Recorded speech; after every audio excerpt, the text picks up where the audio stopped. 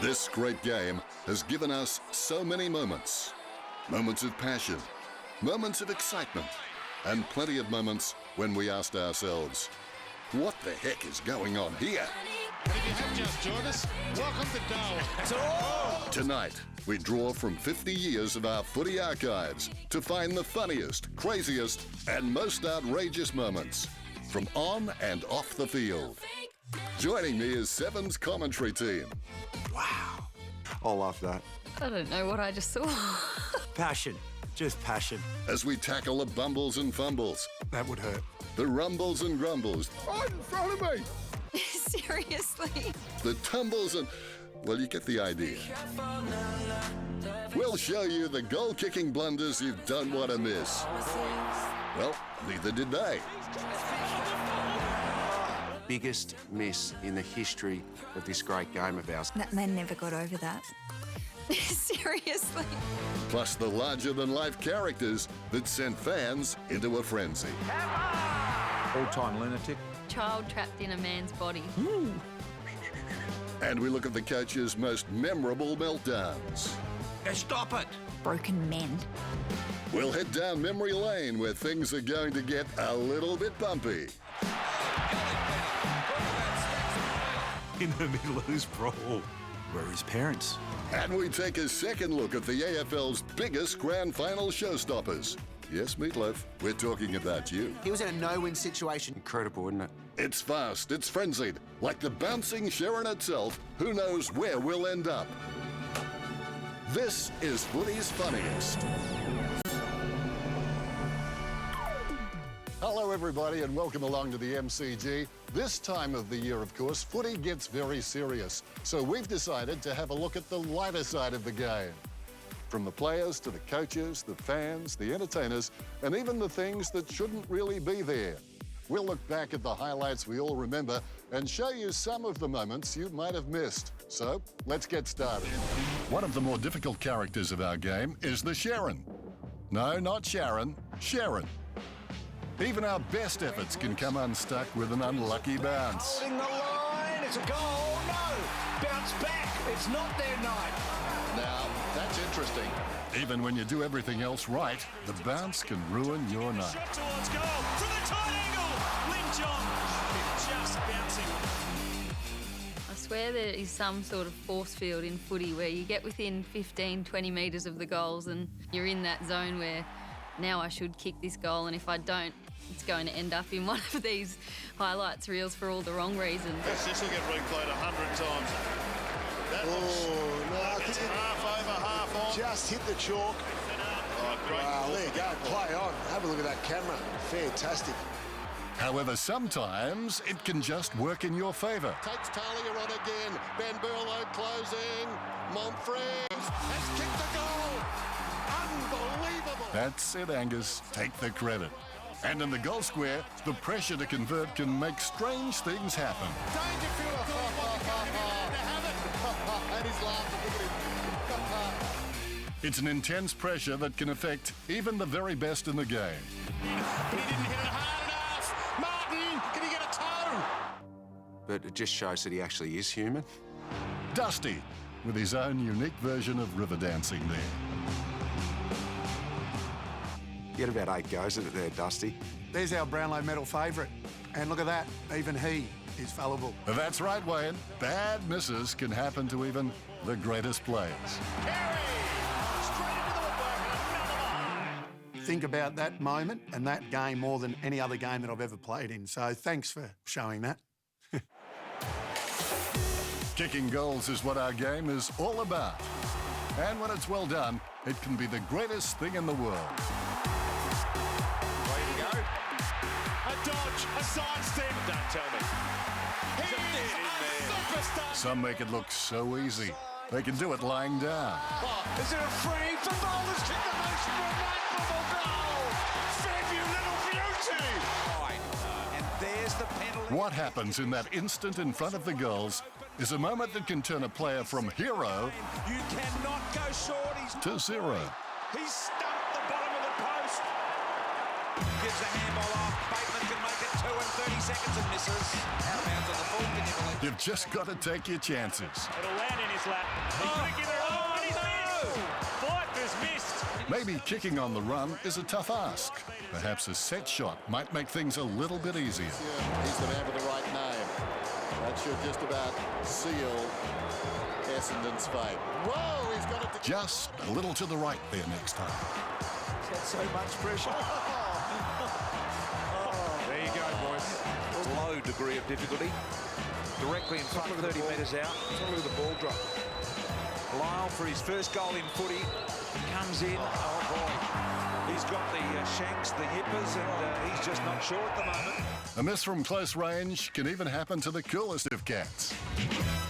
But the pressure to kick goals is amplified when the scores are close, and a fleeting moment can almost define a player's career. He had someone in short, he had Ling, but he went for goal. Stoneham keeps it back in, did that really well, and Ling will kick a goal. Oh no! He's kicked it out of the full.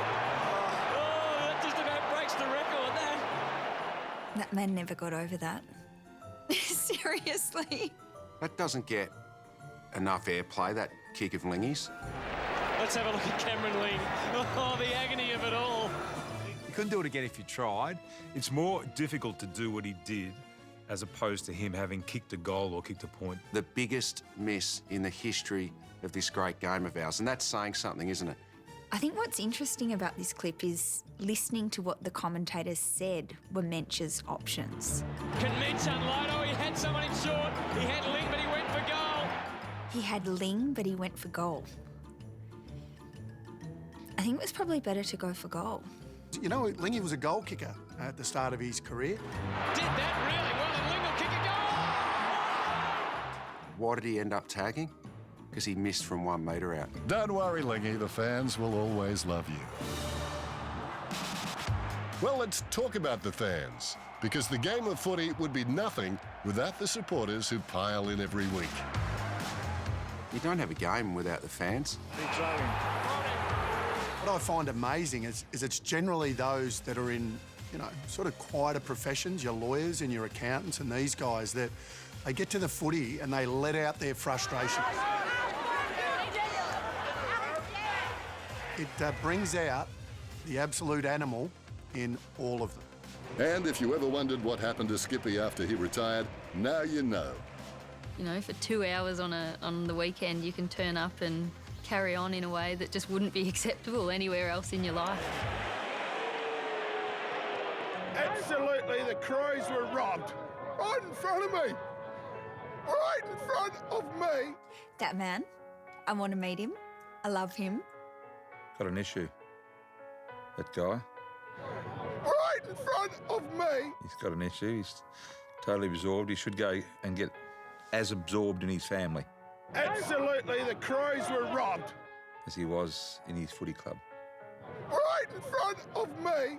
Yeah, funny, the roller coaster of emotions of football. Robbed. AFL crowds are some of the most vocal and energised in the world. But what about when the enthusiasm spills over the fence? Like this moment with Stephen Milne and a very determined Pies fan. That's it now, okay? Where he is. That's pretty humorous, isn't it? Look at that. This is very passionate. That's what footy's all about. He's got his own pit crew. That's passion. Just give it a bit of helpful advice. 15. That was your mum. And you were sitting at home watching the TV at that particular time. You wouldn't be that proud of mum. That's passion. Just give it a bit of helpful advice. 15 He'll goal. kick this and let her know about it. I think she wants to let his tyres down, Dan. Wait for the reaction. The best revenge is to slot it straight through the middle. Wait for the reaction if he kicks it. It worked. It worked. It's out of bounds on the full. And he didn't, so it worked. Those signs by next weekend will be mass produced. I'm not sure you'd want her as your mum. Deep down, every fan dreams of taking to the field. And this bloke at the Gabba took it to new heights. Spectator here trying to take a hanger off the fence and put it down. The big fella. Oh, no. That was his moment.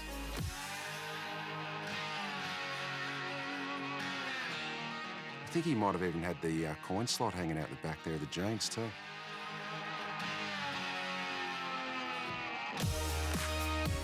He jumps over the fence, the security, totally over the top. Let him go.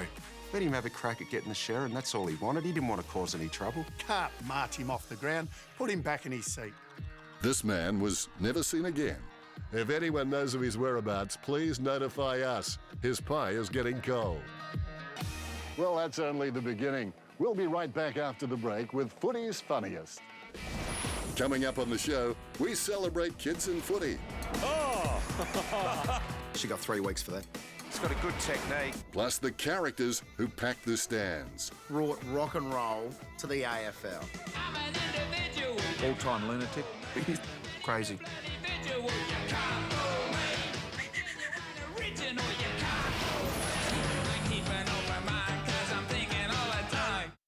Seven.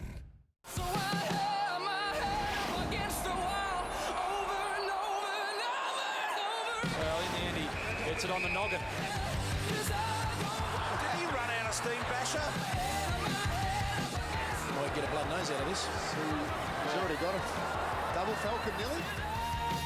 He might be the first player in the history of the game to have a header before he has a kick. Harms, Doherty. Big Falcon off Harms. Will give it a goal assist. Welcome back. It's safe to say the history of footy is lined with legends, people who have shaped the game forever. But along the way, others have become not legends, but colourful characters who have made their impression on the game with backsides on seats. And you know what? If these blokes had statues, they'd probably find a way to talk. This is Warwick. And this is Mark. Two boys who dreamed of growing up and playing footy. What a mark! What a great mark. Jackson using his strength. One-hander. Wow, what a mark. They did play footy, but they never grew up. Warwick Kappa brought rock and roll to the AFL.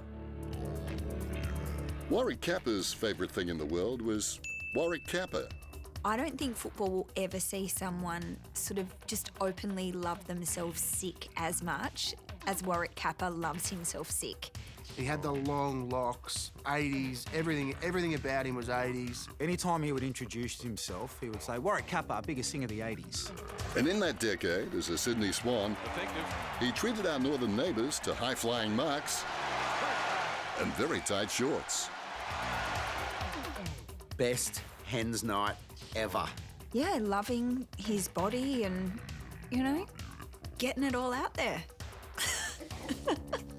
He was the perfect export for Sydney. It needed a bit of Hollywood, it needed a bit of glamour. From a marketing point of view, he nailed it. Kick a long way, Kappa from behind. This was a guy playing full forward in a rock star team, and he could take one of the biggest hangers you've ever seen.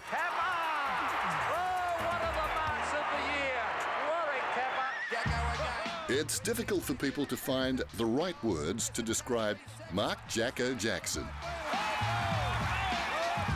Bit bizarre. All-time lunatic. Woo! He's crazy. Well, perhaps not. Dead set goose. But he kicked a couple of goals.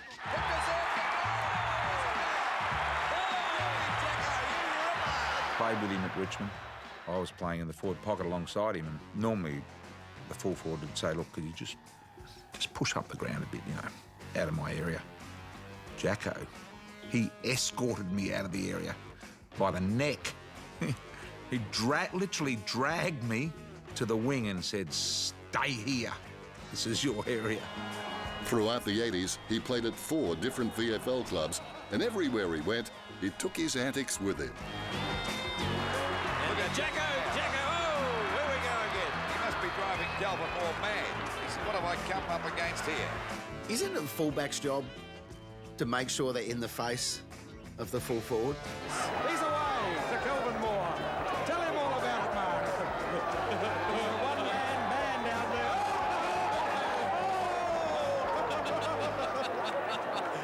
there. Even after his footy career finished, Jacko was still being heard. He did release a song. Did anyone buy his record? Didn't have that one. No. There was no Jacko record for me. I wonder how it went to number 1. Meanwhile, Warwick Kappa also got in on the act. Remember when I first saw it, I thought it was actually Rod Stewart. It was Warwick Kappa. I've got to say I love it. I mean, I love the 80s music. I love the outfits. He was like, look at me go. He's a beautiful man. Mind you, I think he might have blown his cover in this, because at one point he's letting a girl into a Lamborghini. Is he a bellboy at a fancy hotel? And what do our critics think of this one? It's not too bad. No? I'd buy it. I would. I liked it. Now that would be music to Kappa's ears. From the big kids to the little ones. From a young age, our kids inherit our passion for the game. The grief of it all. I mean, kids just want what their parents had. But in their youth, perhaps they see the game a little more clearly. They know a good match from a bad one. It was over early here at the Gabba tonight. They know it's an unforgiving game, and you need to stand by each other. So when you do have a little win, you can cherish it. So Casbolt gets his second goal here. Look who gets on the end of this. Young kid way up the back. He would have positioned himself, that kid, right in the middle of the goals, thinking, Levi never kicks it in the middle of the goals. Yeah. Look who gets on the end of this. You see the look of the people around him? They were stunned. And then gives a bit of a double cobra. Look at that. Double cobra. Just the old... He turns to the guys in the bar and he says, mate, what a double cobra style. It was a beautiful moment, I think. Kids have an innate ability to express perfectly what we would spend an entire quarter shouting. She's had a gutful of Razor Ray. Oh! I love it. That's, if you're going to protest at umpiring, that's the way to do it. Oh! I reckon I would have been doing worse than poking my tongue out. She got 3 weeks for that. But the best thing about kids is that they find their own parts of the game to love. He was impersonating the goal umpire then as putting the score on the card. Look at this. A little umpire over there.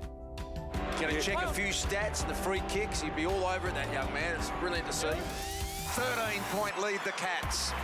Yeah, he obviously hasn't turned around to see that people aren't necessarily joining in with him, but that's good training as well. He's going to have a lifetime of that if he does realise his dream. And let's hope he grows up and fulfills his dream and becomes an umpire. What a beautiful thing that would be. We'll see you out in the field soon. Up next, we're playing the greatest hits from the 70s and 80s. Best entertainment was away from the ball. What the hell are you doing out here on the football field? He said, everyone else is in there, I'm in. And the craziest coaches are...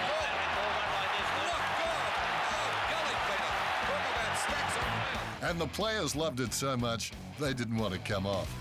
Let's go, mate, you're having a spell. And when they were too tired to go on, the crowd would take over and give our boys a break. It was even too rough for the Sharon. The ball's gone flat. Oh, the ball's gone flat. Gully. Oh, that was bad luck. So how did everyone survive? The thing about it was the grounds were so muddy in those days that if you did hit the ground as a result of somebody thumping you, it was always going to be a soft landing. And compared to these days, things are a little different.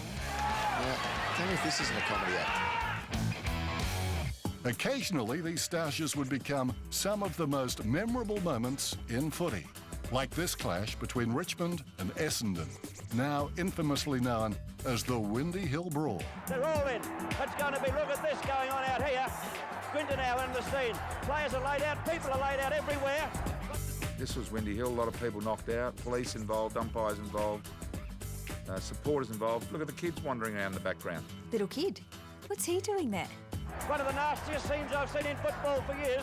You know, the funny thing about that, looking at that, it's like the policeman is looking down at the kid as if to say, are you lost, son? Not, what the hell are you doing out here on the football field in the middle of this brawl? That young kid, he'd be 9, he'd go, I'm gonna have a crack as well. He said, everyone else is in there, I'm in. Where are his parents? I know a lot of players got suspended as a result of that, but maybe one of the parents should have been given a couple of years for letting their kid out in the ground. Spectators, officials and players. I can see Graham Richmond, I'd say president, one of the Richmond top officials in there. The other thing that did happen in that brawl is the police horse came onto the ground. And I think one of the Richmond officials actually was severely injured by the police horse treading on his foot that day. And now all the police on the scene, spectators, officials and players. Luckily, we did manage to track down that kid. I don't reckon we need to see that. It turns out he still loves his footy. There's a lot of love to be found at the footy. Fans adore fans. And fans worship their players.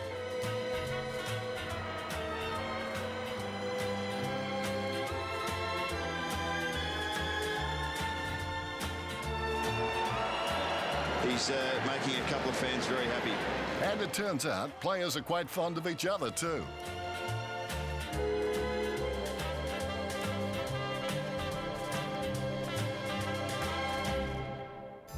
Sometimes the Field of Dreams becomes the Field of Dreams come true.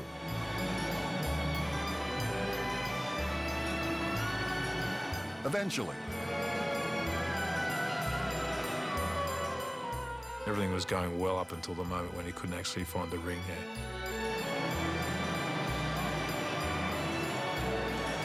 In time, boys. If I had have rolled with something like that, I'm not too sure I would have got the answer I was after. Oh, no! Go the Tigers! Yeah, she's not just marrying one man, she is marrying a football team. I reckon he probably could produce the membership card, a swap card of his favourite player before he was able to produce the ring.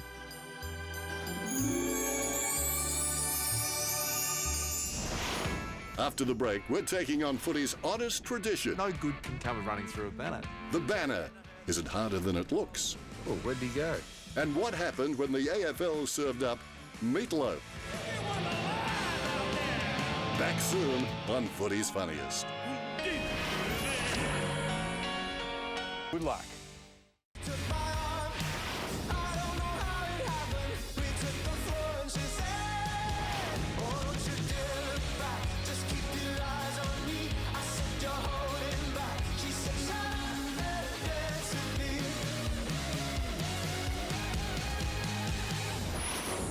There are many things that make our game unique. But none more so than these.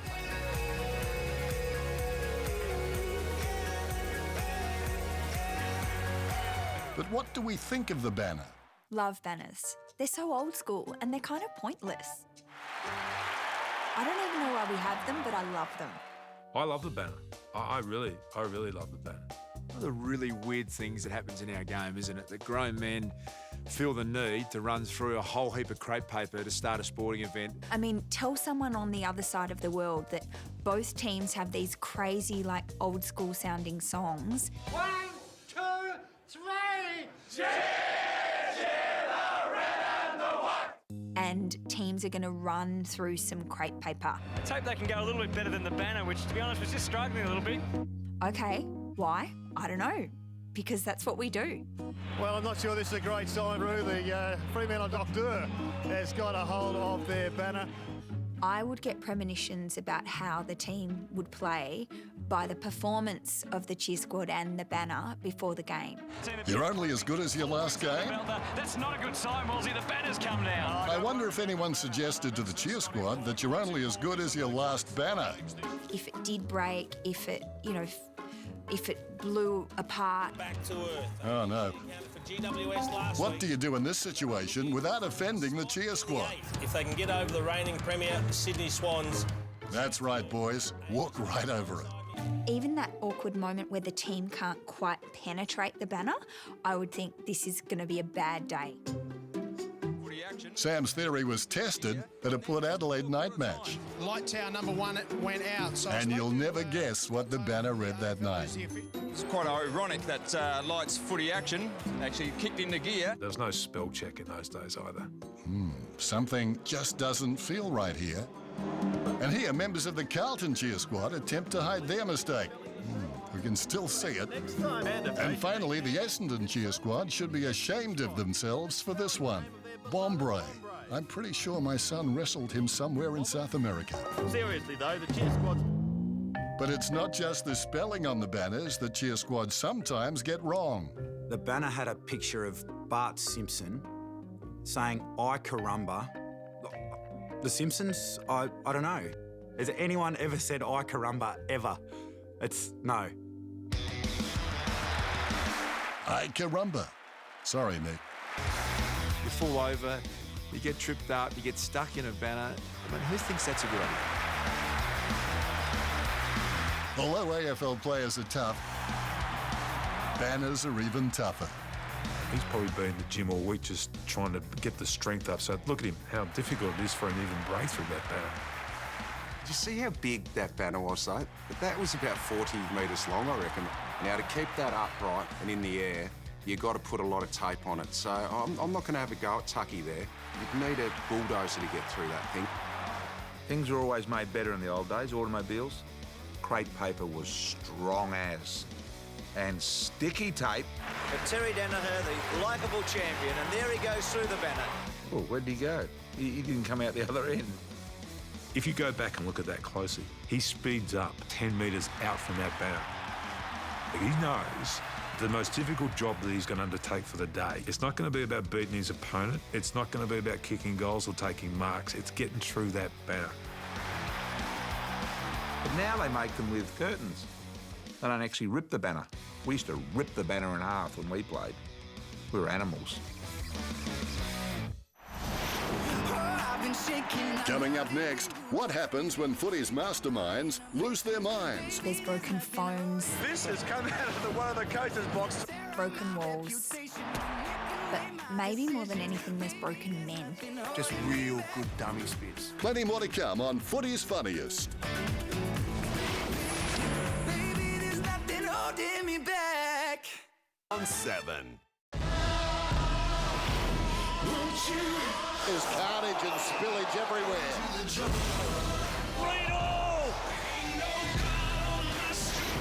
The coach's box has become the game's greatest sideshow. Many years ago, a cameraman turned his camera towards the coach to see his reaction, and we weren't disappointed. The coach was, but we loved it. The pressure cooker nature of the coach's box, it makes normal, sane people look like absolute maniacs. But I think that is the hottest seat by a mile. The coach can't believe it. It is very, very hard to maintain your composure when you've got a bunch of guys running around there doing something you haven't asked them to do. And you go, stop it! You can't be... And that's the coach. He's laying down the law. It's the type of behaviour that would not be acceptable in any other aspect of life. So if you saw that down your local mall, you'd be like, OK, steer clear, wide berth for this guy. He's not 100%.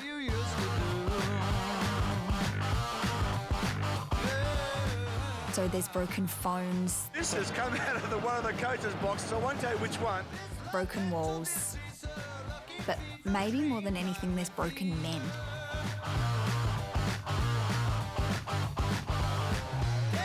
Rossi Lyon walked into St Kilda with a full head of hair and left with not much.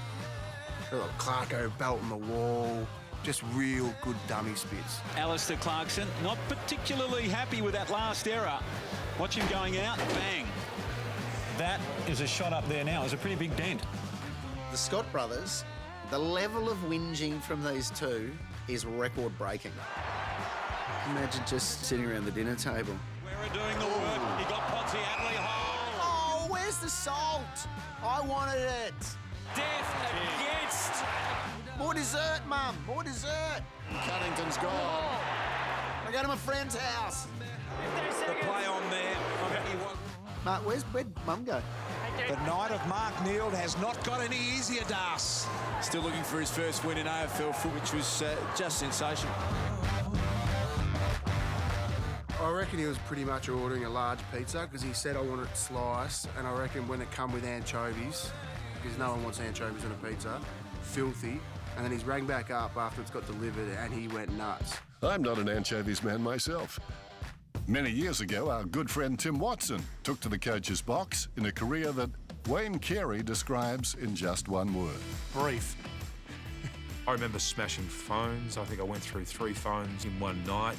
I remember picking up the water bottle at one stage, and I'm standing there and I'm screaming into it. Why isn't there somebody there listening to what it is that I'm saying? And somebody says to me, you know, you're talking to the water bottle, don't you? That is where coaching takes people. So you've got all this stuff going on, complete lunatics, and then you've got Bomber Thompson. Well, I tell you what, I haven't seen that before. Sitting back, having a salad roll, just enjoying a day at the footy. I think the latest trend in the coach's box that I've been monitoring is the hiding your mouth and swearing underneath. Brendan Bolton, I think, is number 1 at the moment, you know, probably because he's got sort of a smaller face. Sorry?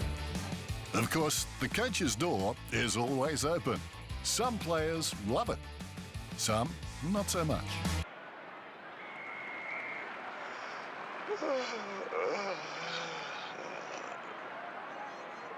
And some can't wait to swagger in and take the seat. Then it's just a matter of working out how to use that phone. Perhaps he should call Tim.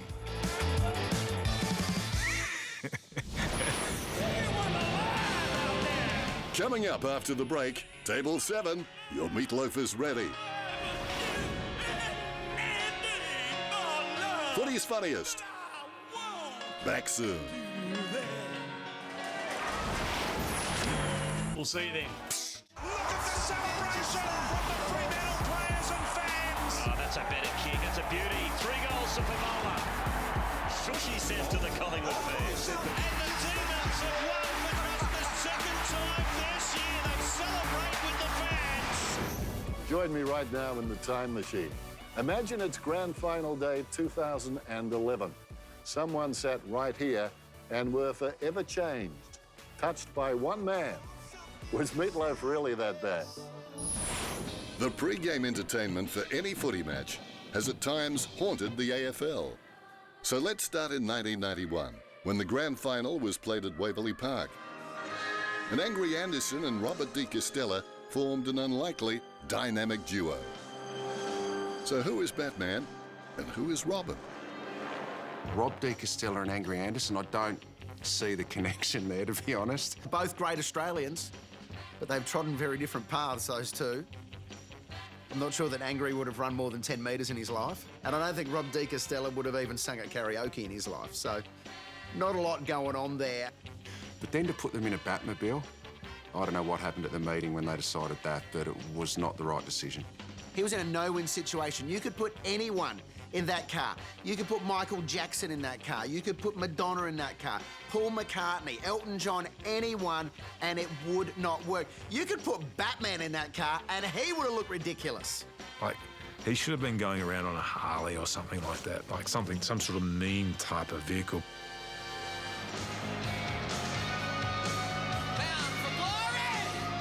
The one I'm angry at is Rob De Castella. Did nothing to help. Could have sung backup vocals. Just sat there, staring and clapping his leg like a goose. Life's tough, so what? I'm alive. I think he has to take some of the blame, though, doesn't he, Angry, for allowing himself to be part of that.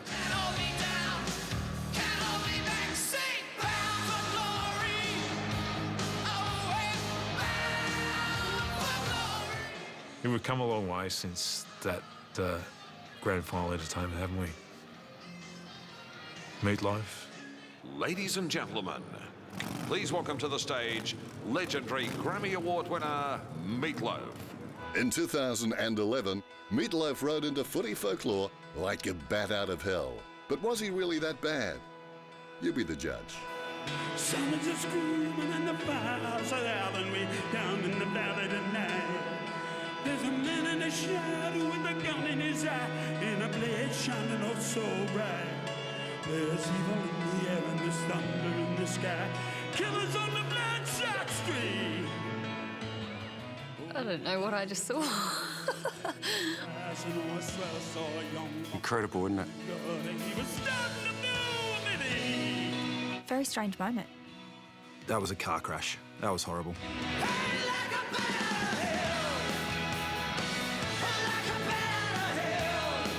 Meatloaf is a lot like Richmond.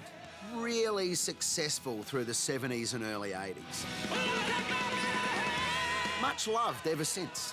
But when it comes to September at the MCG, they are a massive disappointment. Wow. And by the way, Angry, Batman wants his car back. Well, that's our program. Thanks for joining us. Certainly hope you enjoyed it. We'll see you again soon for more of Footy's Funniest. Next week, we're back, and we're going wild. An elephant on the ground. All the animals are on show. Footy's creatures, great and small. That was exciting. Plus, we explore BT and Richo's surprising relationship. What? Yeah, this has got to be a joke, doesn't it? He was a nutcake. That's next week on Footy's Funniest, Volume 2.